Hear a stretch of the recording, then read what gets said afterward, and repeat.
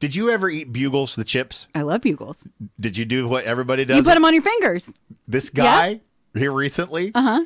he says they've changed them. You can't put them on your fingers anymore. They're too small? That's what he said. Well, I need my finger hats. That's what we always called them, the finger hats. And then one at a time.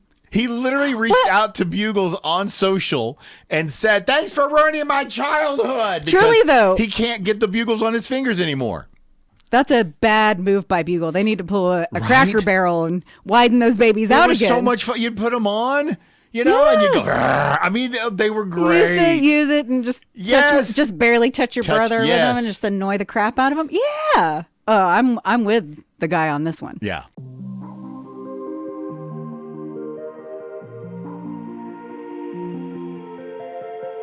I could not wait for us to start talking about off air, okay? Why? Because I had to ask you this.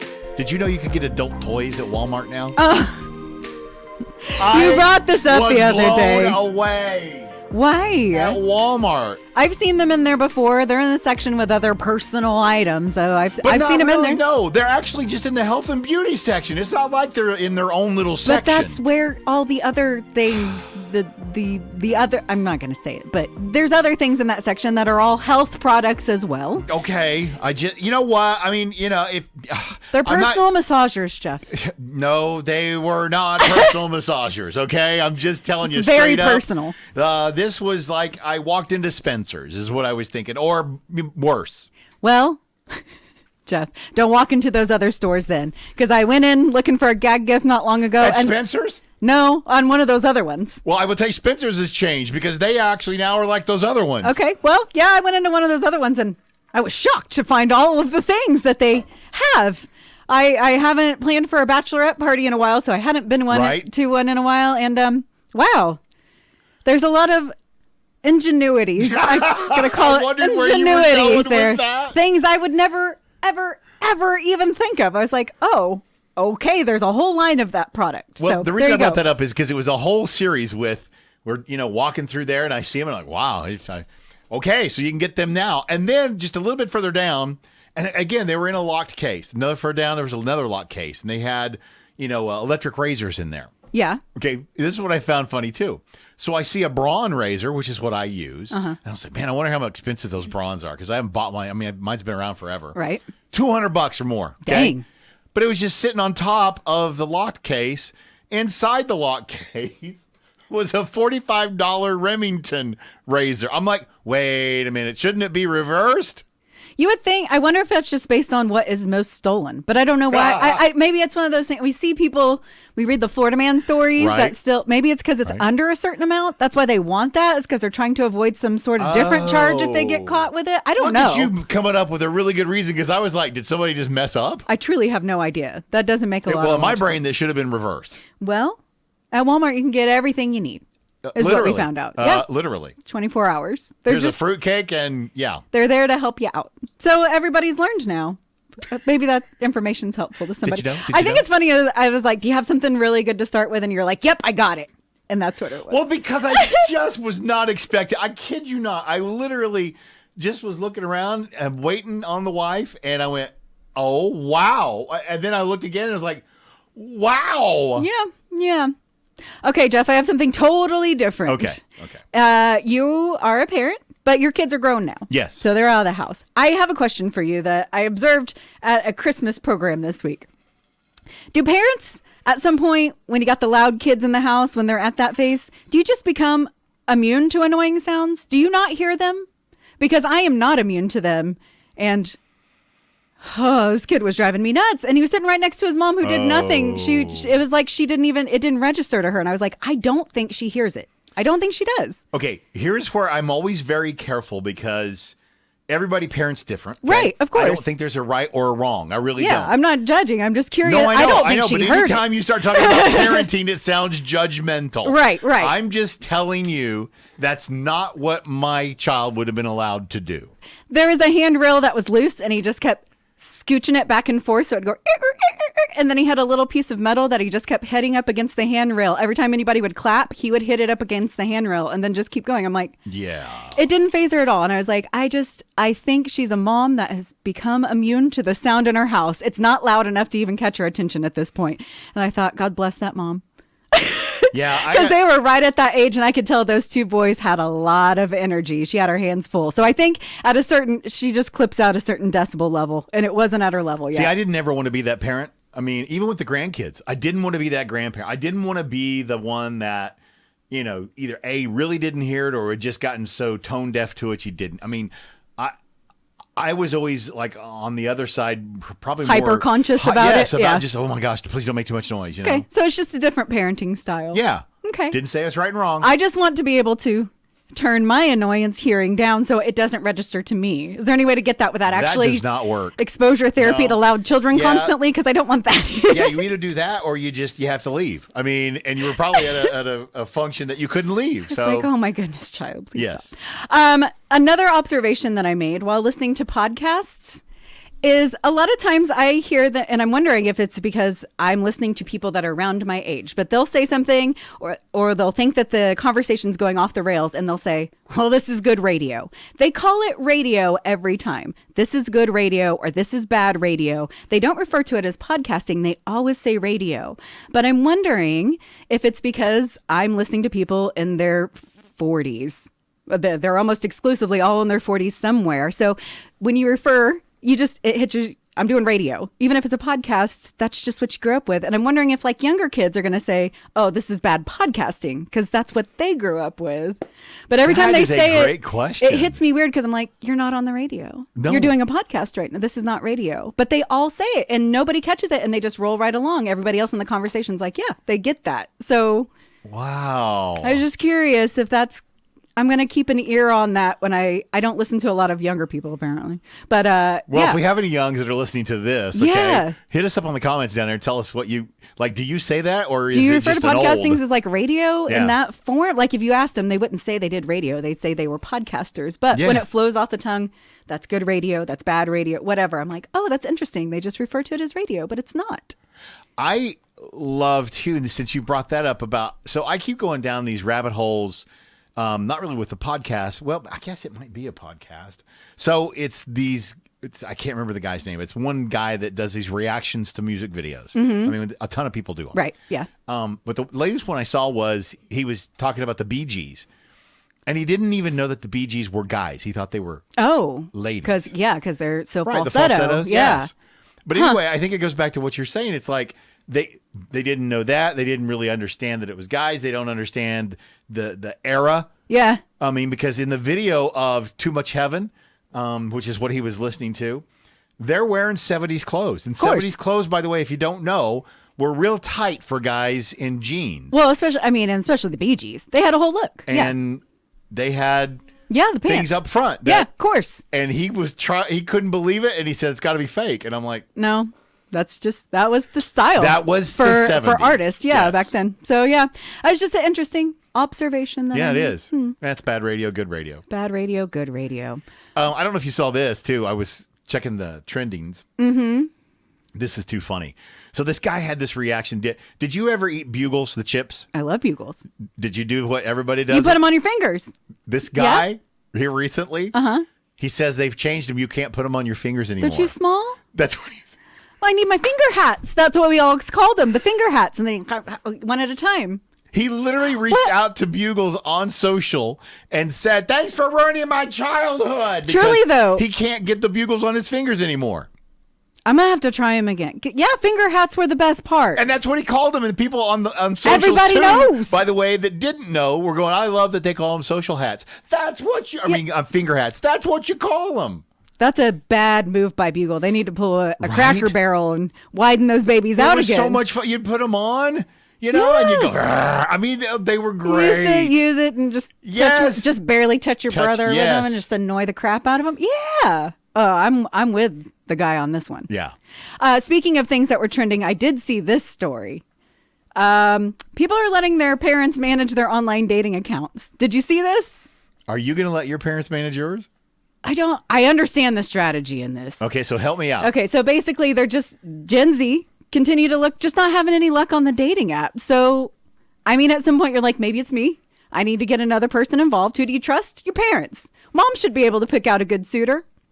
So I think that's why they're trying it. Mixed results, though. I was going to ask what are the results. You kind of got to know, your parents got to know your vibe. Because there was one girl that said that her mom just kept picking guys that wear Gucci. And she's like, okay, but can they hike? Do they go on hikes? I mean, so you got to know what your people are into. I did think it was funny, this one statement that came through. They said it's giving parents a taste of how hard dating is in 2025. One mom said she was shocked to see how many profile pics of guys in, quote, hunting gear or drinking from a handle of liquor. And that, yes, moms, that's what's happening. Not a lot of handles of liquor, I'll say that. Hunting pictures, for sure. Shirtless pictures, for sure. Bathroom selfies, really big. Just a side note. I understand dudes don't take a lot of pictures. That's more of a female thing, typically. They're taking the pictures, so they may not have a lot of pictures of themselves.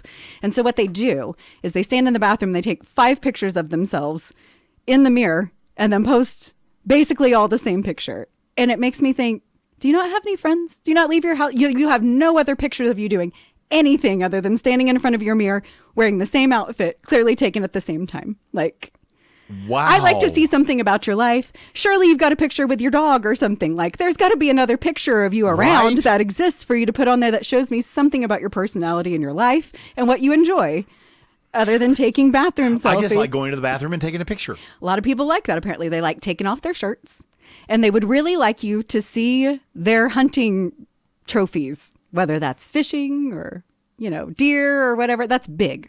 So I understand why maybe this... I'd say mom probably couldn't do a worse job than me. Hard to argue that, isn't it? Still single, so I'm not doing a great job at it. I was like, man, my silence is killing her over there because, yeah, you're probably right. Mama J might want to help you out a little bit. She's got my best interests at heart. She picks good. My dad's awesome, so she knows how to pick men well. I don't. Maybe it's not the worst idea. Just saying. You're just totally cousin Eddie right there. I don't know. All right, I found this last one too. So you know how I finally got you on board with homemade cranberry sauce, right? Yeah, because your wife makes good cranberry sauce. There is a cranberry trend that's going on crazy on TikTok right now, and it's called candied cranberries. I've seen that. Do they put them in like Sprite or something and roll them in that's something? it. So what they do is they soak them in. There's a juice that goes with it too. I didn't catch all of it, okay? And then Sprite. And then they let them all dry out and everything. And they put them in the refrigerator till they cool down. Then you put a bunch of powdered sugar on them. You shake them up. But what's really making it go viral is that when you bite it, it pops so loud that you can audibly hear the... So it's a ASMR kind of situation? Yes. Do they taste any good, though? Have you had a cranberry before? Because they're nasty. Okay, here's the deal. Yes. But because they have the powdered sugar and because they have the Sprite or whatever. Right, it should balance out the tartness. It does. That's what they're saying. They say it actually tastes really good and it gives you that really weird pop. I mean, I would try it, but I can't imagine they're that good. I don't know. Cranberries were a major disappointment the first time I tried them. Maybe that's why. Well, that's what I was going to say. You have to do cranberries. You got to doctor them up. We should try this. Are you going to go through the effort of doing it? That's the thing, is the making it. If somebody brought it to me, absolutely, I'd try it. But you think anybody listening to our Bad Radio, Good Radio podcast would do it for us? Well, we'll find out. If you bring them to us, we will try it. If you bring them to us, we'll try it. Okay, I think that's a fair deal. I have been doing some questions for us the last few podcasts. Oh, we're at this point of the podcast. I'm making these more rapid fire, though, because we have a hard time coming up with the answers. So, a song, show, or podcast that you loved this year?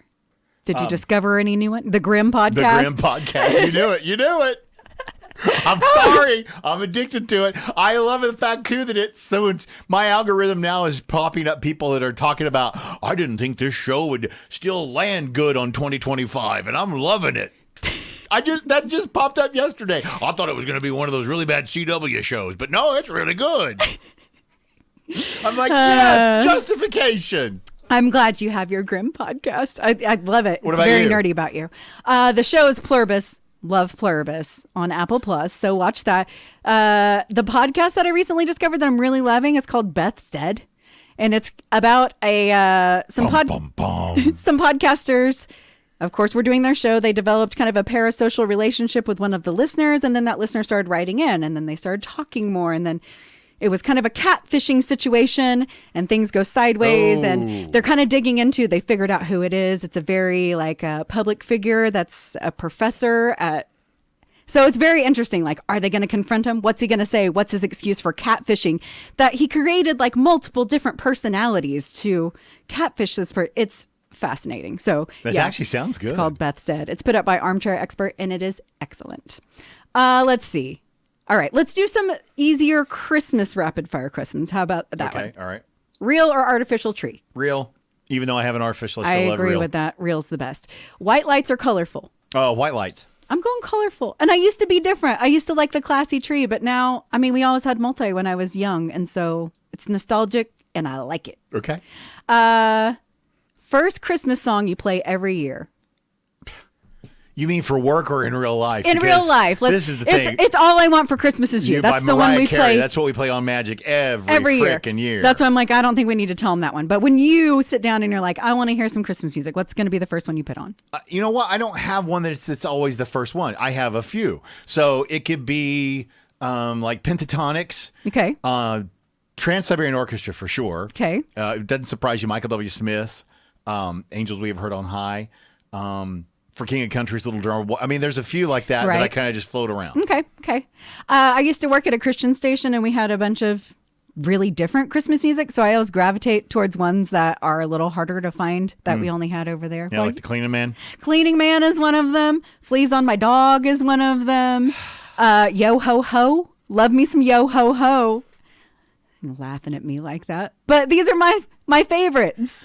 Okay. And you aren't going to hear them anywhere else. No, you're not. That's for sure. Let's see. Eggnog, yes or no? Yeah. How much? Not that much. Like I picked up. How many glasses of eggnog are you drinking per holiday season? 6. Oh, wow. Yeah. That's pretty high. Yeah. 1 max for me. No, I like some eggnog. 1 and done on the eggnog. And by the way, Brahms. Oh. No, throw that out there. If you're gonna do it, you got to do it. If not, don't buy anybody but Brahms. Agreed. One Christmas food you could skip forever. Wow.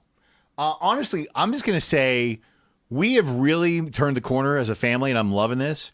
And I know a lot of families are doing this too. It used to be Christmas was Thanksgiving 2.0. So if you're asking me that, it's getting right. We are doing different non-traditional Christmas dinners, like roast beef, and we did Mexican. So I mean, that's if you're asking me honestly, I'd say all of it. You're kicking out the whole dinner. Yeah, because here's the thing, because you just had it. You do it for Thanksgiving, and you're it. literally 4 weeks removed. No, I want something different. Well, actually, we don't do a full thing either. We do like finger foods and sandwiches, and everybody just brings olive trays and stuff like that because it's just so much work. Yes. But I'm going to kick out that sweet potato casserole with the marshmallows, on top. That still always shows up. Yeah. Yeah, I don't Here's want the your thing I marshmallows. think, too, that's bad about it is because you do the Thanksgiving, and then you have all those leftovers, and you eat so much of it, and then you turn right back around and do it again for Christmas. I am so grateful that we are not doing that. This will be our 3rd year to do something different. I think that's smart. That's good. I like that. I think that's all of our rapid fire questions. Is there something, since this is going to be our last episode, we're off the next 2 weeks of the air, so we won't be recording these podcasts either until January. Is there something that you're really looking forward to next year? Whether that's a vacation or just anything like that? Honestly, I'm just looking forward to the unknown. What is 2026 going to bring? I'm hoping and praying that it's got to be better for not just me, everybody. Yeah. That maybe we rebound as a nation, a world, and I'm kind of looking forward to what's just around the corner. Yeah. Mine is very similar, I think. I just don't know what 2026 is going to be like, but I feel like rolling out of 2025, there's some good momentum there. Yes. I feel like my word for 2025 was forward, and I feel like I have done that. So I don't know what to expect in 2026. I'm starting the year off in a different place than I started 2025, which is great. You want to move forward. No, exactly. And I feel like I have. So I'm curious where that will take me in 2026. But I feel I'm feeling good vibes about it overall. There's of course going to be hard things and Well, difficulties. yeah, I mean, it's and just all life, of it, yes. yeah. But overall, yeah, I'm just looking forward to seeing what it brings. I hope that doesn't come back and slap us, Jeff. No, I hope so too, because I know when I say it, But there's also this, they say if you speak it into existence, then it could happen. So if that's the case, we're being very positive. Yes. So let's speak the positivity into We're 2026. speaking a good 2026 Yes. for us and Yes. for everybody else listening Yeah. too. So let's do what we can to make it a good 2026 for everybody. Hey, real quick too, since you did say it's the last one, let's just for you guys that put up with us and listen to us. Yeah, you waited all the way to the end of this podcast. I know, but I just can't say thank you enough. I mean, Yeah. really, we have a lot of fun. We gig each other, we gig you guys, but honestly, I can't say the words thank you enough. We were out. We don't do a lot of live broadcasts, but we were out a couple times doing this Christmas mugs, and our listeners were truly amazing. We were blown away by the amount of toys that they brought for our toy drive, and just so many kind words. I mean, we feel like we're sitting in here playing some Christmas music, being goofy. It means a lot to people, and we don't necessarily think of that every time, but it really slaps you in the face when so many people will come up and say, "You've made my season better," or "We love listening to you and making you part of our holiday," and stuff like that. It's a tradition for us, and that's really meaningful. And just so you know, by the way, because Rachel and I've talked about this, you guys do the same for us. Yes. I mean, so thank yous all around. Yes, you guys are awesome. Merry And Christmas. Merry Christmas.